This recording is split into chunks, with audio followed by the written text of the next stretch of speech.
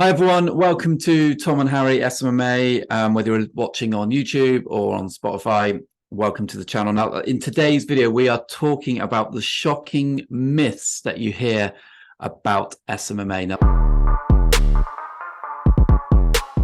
Now this is SMMA specific, okay? So it's something that really pisses me off. It's a real funny world in which people are getting a funny perception of. So we're going to address it now, throw it down, and explain to you what the shocking myths actually are, and if they're true, and if they're not true. So, shocking myths. There's a load of them, so we're not going to say how many there are. We're just going to talk freely and openly, like we always do.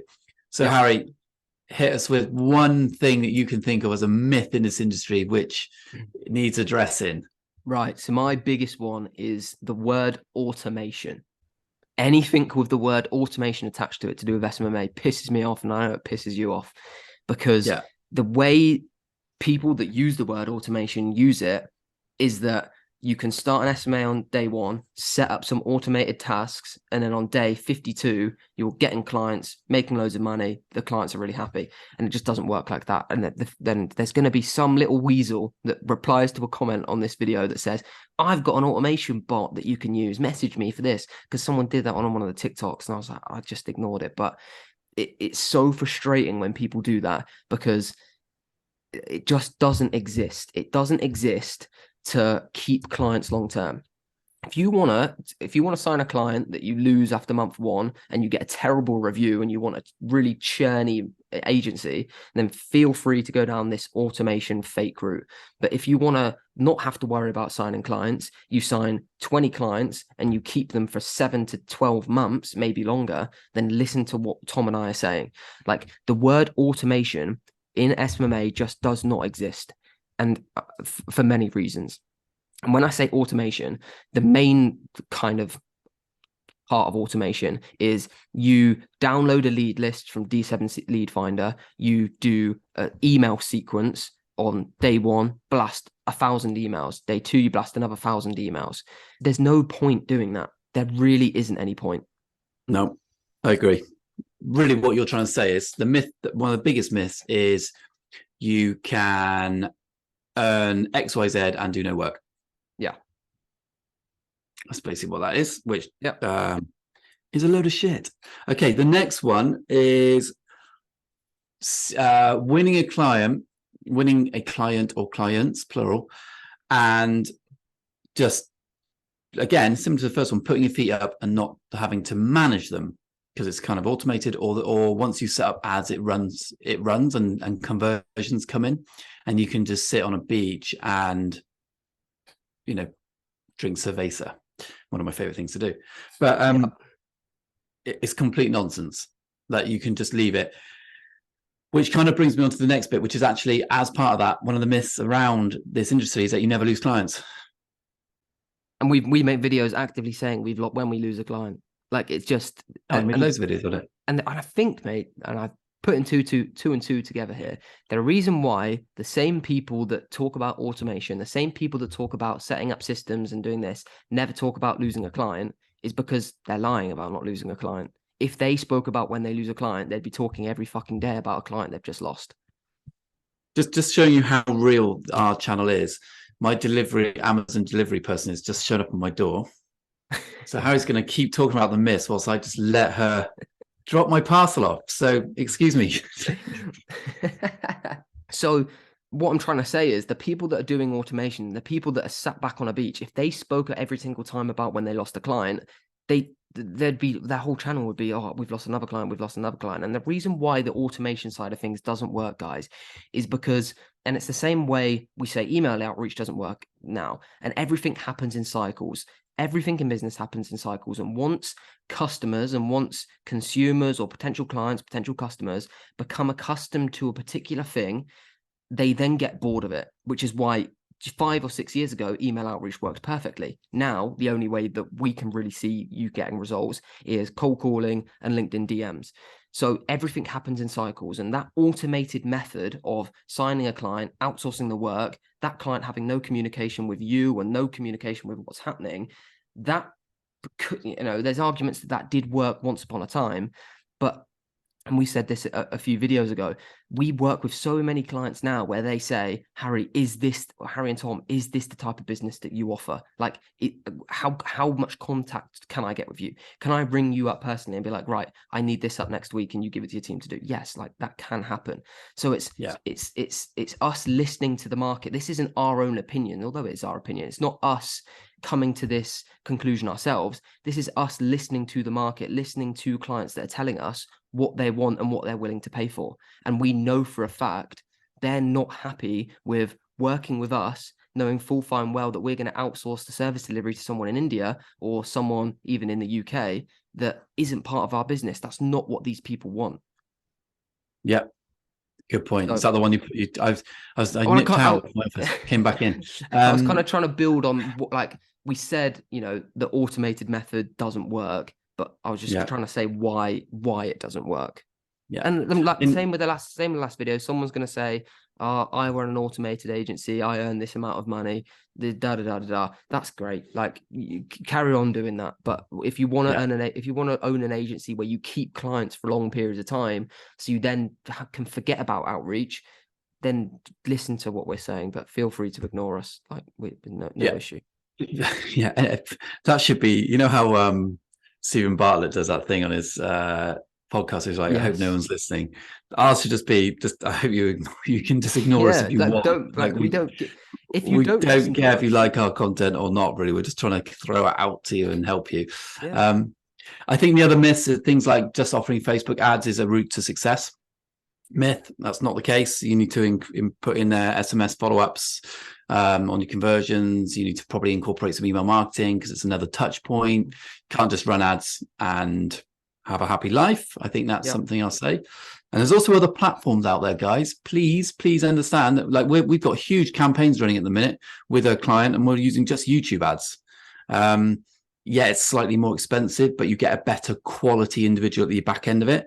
But we're running YouTube ads and TikTok. We don't just stick to, if I can avoid the Meta platform, believe me, I probably do more often than not. Yeah. So that's 100%. Another myth that you can just run some Facebook ads and it's like happy days.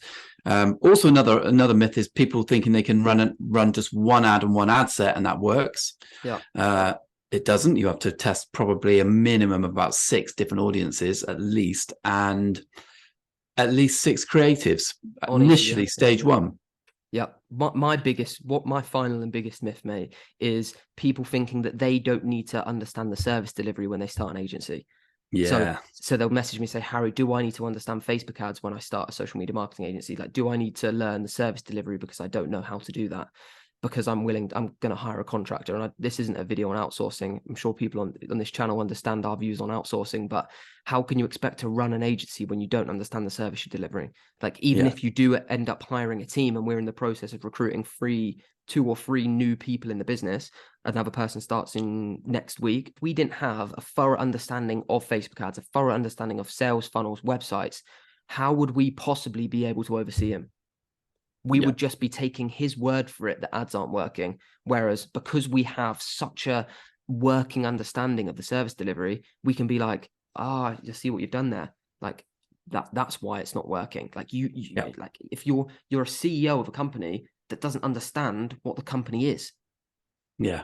You're a CEO of 3 people. You're not a CEO of a marketing agency. You're a CEO of 3 people that you're trusting to constantly grow their knowledge. Like, for example, if you work with a Facebook ad expert contractor without understanding Facebook ads, so you're putting your whole business's trust and the success and longevity of your business into one individual you're paying probably not a lot of money and hoping that he stays up with every up-to-date change that the Facebook ad platform makes. Yeah.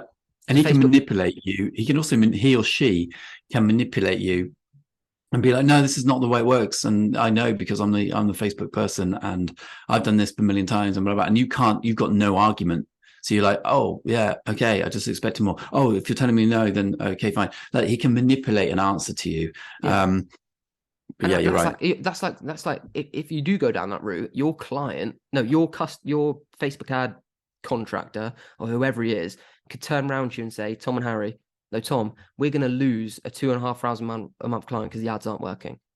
And you're like, So, like, how can your Yeah. demise of your business could be on an individual in Singapore?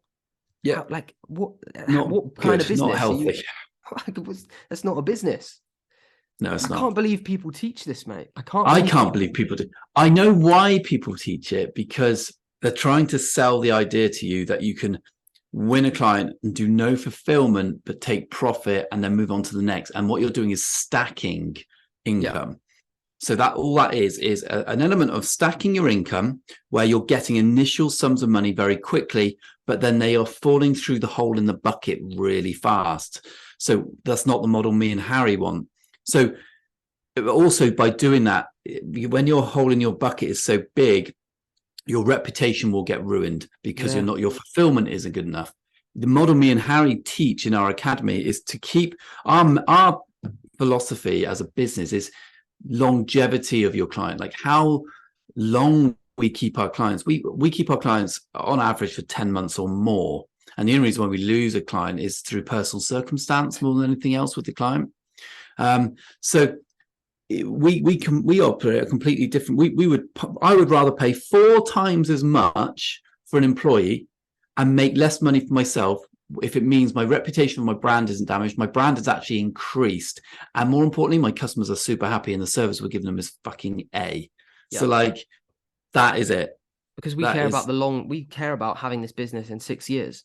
Whereas these people that are trying to sell their course to someone who's desperate for money to make 10K a month in 3 months and then lose it in 6, that we're not interested in that. We have no interest in teaching it. We have no interest in taking people's money for the academy that want that type of model. We want people that are going to help the marketing industry. Like, we don't want people that are going to fuck it all up by just bad practices. And I really can't believe, and I'm going to say this until the death of this channel, I can't believe people that don't operate an automated agency, that don't operate a contract basis agency, are teaching that in their courses.